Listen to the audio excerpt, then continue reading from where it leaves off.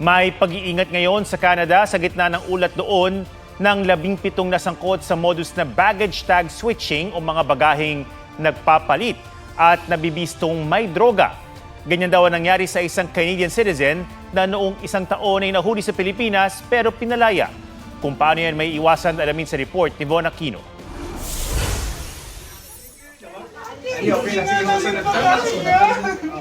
Todo tanggi ang babaeng pasaherong ito na isa sa dalawang galing Canada na sa ulat ng GMA News noong July 2025 ay inaresto dahil sa milyong-milyong pisong umano'y syabong nakita sa mga maletang nakapangalan sa kanila.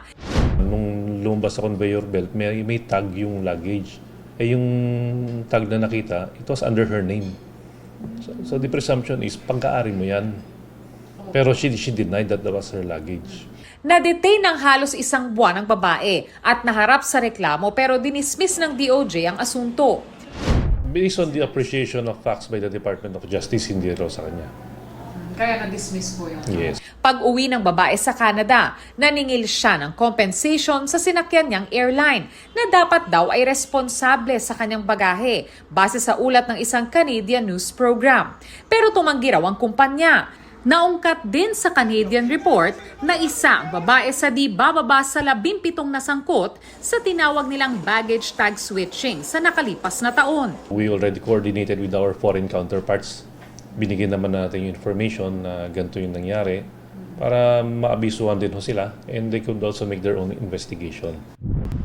Payo ng CAAP o Civil Aviation Authority of the Philippines, mainam na malitratuhan ang bagahe habang chine-check-in. Sabi mo, una, this is my bag. Ito yung klase ng bag ko. Bakit ito black at sa akin blue?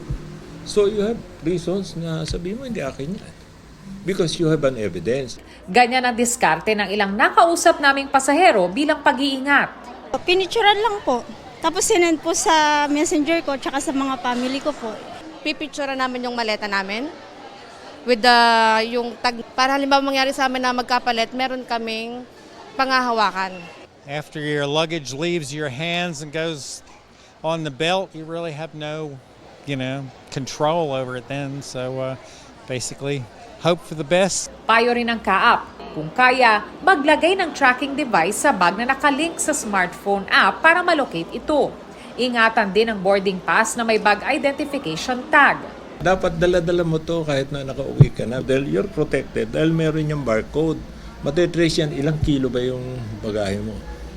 And beside, may camera eh. You can prove na hindi akin yan. Sabi ng Bureau of Customs, sa mga nakalipas na buwan, wala silang natanggap na kaso ng baggage tag switching. Nakikipag-ugnayan daw sila sa mga otoridad para matiyak ang kaligtasan at seguridad ng mga pasahero.